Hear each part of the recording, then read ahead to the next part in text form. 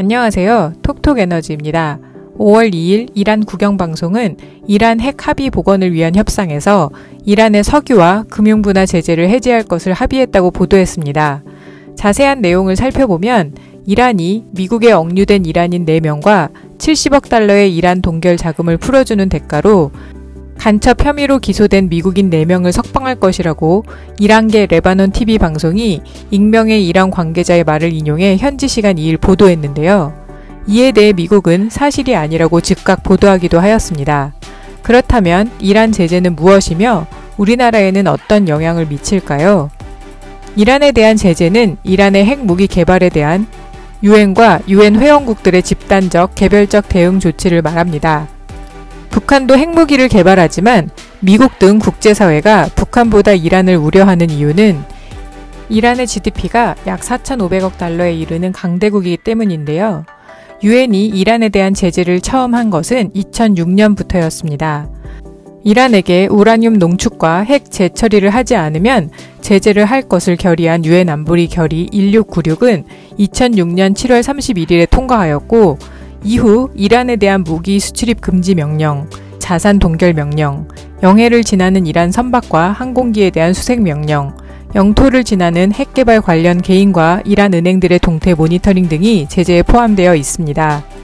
도널드 트럼프 미국 전 대통령은 2015년 7월 미국, 영국, 프랑스, 독일, 중국, 러시아 등 주요 6개국과 이란이 체결한 이란 핵 협약 이후 이란이 핵 프로그램 감축이라는 합의 조건을 어겼다고 주장하면서 2018년 5월 이란 핵 협약에서 일방적으로 탈퇴했고 8월 6일에는 이란 핵 협약에 따라 중단했던 대이란 제재를 부활하는 내용의 행정명령에 서명하였습니다. 이로써 2018년 8월 7일 0시부터 미국의 대이란 제재가 2년 7개월 만에 재개되었는데요.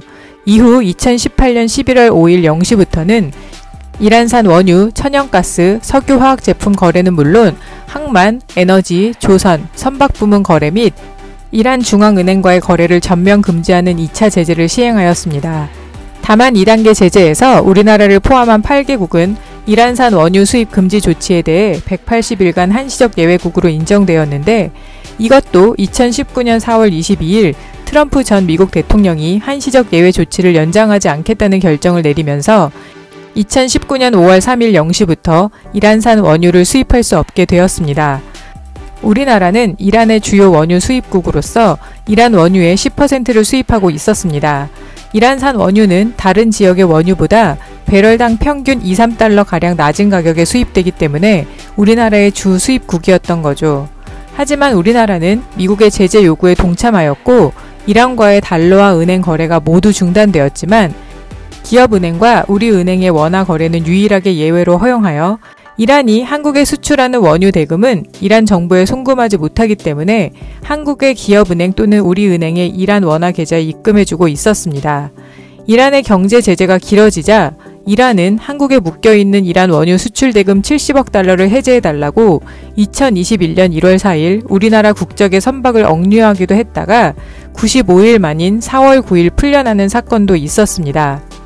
이처럼 이란에게 경제적으로 막대한 영향을 주고 있기 때문에 제재를 풀어줄 것을 지속하여 요구하고 있었는데요. 이란은 현재 오스트리아 빈에서 이란 핵 합의 복원을 위한 당사국 회의를 열고 있습니다.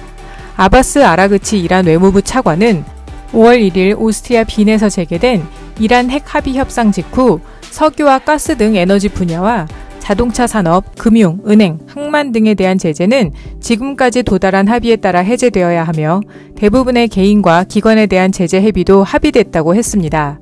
하지만 이란이 핵 합의 조항을 어떻게 이행할지는 구체적으로 언급하지는 않았습니다.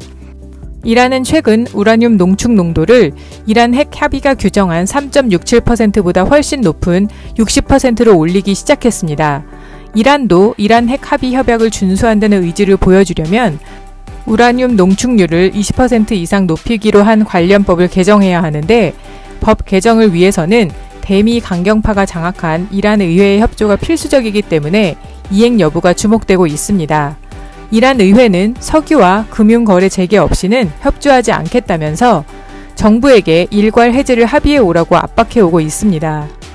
하지만 바이든 정부는 이란 핵 합의의 핵 조건뿐 아니라 탄도미사일 조건을 추가하려 한다고 알려지며 합의가 이루어질지 아직 불확실하다면서 신중한 태도를 보이고 있습니다.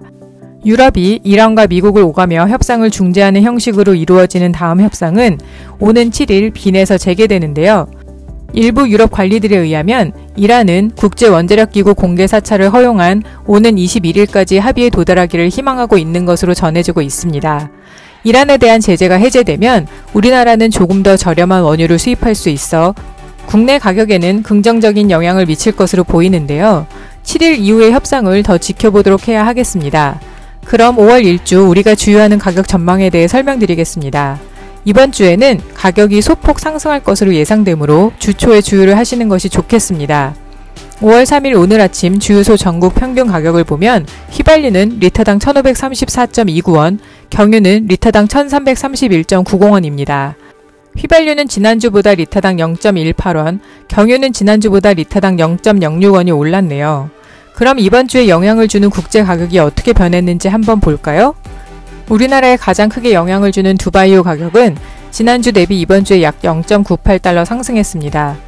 제품 가격을 살펴보면 국제 휘발유 가격도 지난주 대비 1.39달러, 국제 경유 가격은 0.95달러 상승했습니다. 하지만 환율은 3.8원 하락하여 리터로 환산해보면 휘발유는 리터당 8.06원, 경유는 리터당 5.06원 상승했습니다. 이번 주에는 국제 유가가 상승하면서 휘발유, 경유 가격도 소폭 상승할 것으로 보이니 주 초에 주유하시면 좋을 것으로 보입니다. 이상 톡톡에너지였습니다.